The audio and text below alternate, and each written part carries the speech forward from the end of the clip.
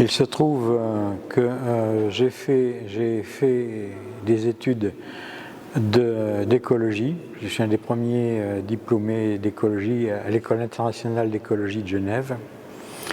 Et donc, quand je suis rentré au Carré Bleu en 1960 pour faire le numéro sur l'informatique et l'architecture en 1970, à partir de ce moment-là, j'ai les années suivantes, en 1972 et en 1974, fait 2 numéros sur l'environnement et sur la responsabilité de l'architecte en matière d'environnement. Donc c'est les 2 premiers numéros du Carré Bleu qui concernent effectivement l'environnement et l'évolution comme on va vers le réchauffement climatique et vers d'autres problèmes.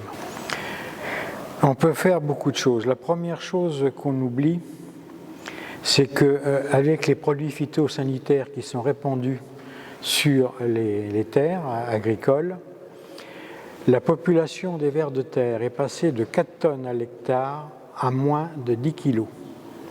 Donc la terre n'est plus drainée par les vers de terre, ce qui fait que la pluie, au lieu de percoler jusqu'à la nappe phréatique, et quand elle y percole, elle est complètement frelatée par les produits phytosanitaires, ce qui fait qu'elle est beaucoup moins saine, ça oblige à des traitements, mais ce qui fait que l'eau ruisselle sur la terre et fait les inondations qu'on voit de plus en plus fréquentes depuis 20 ans.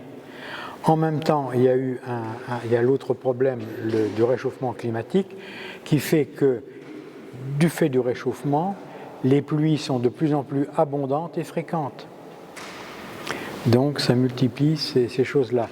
Et alors, la dessiccation des sols, telle qu'on l'a vu, c'est dessiccation de l'argile, ce qui fait que toutes les maisons qui ont été construites et fondées sur des terrains argileux, eh bien, sont en catastrophe, se fissurent de partout, etc.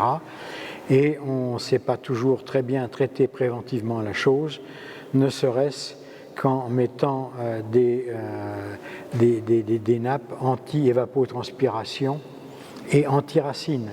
Parce qu'il faut bien voir aussi que quand on a des arbres qui sont trop près des fondations, le développement racinaire produit également des désordres.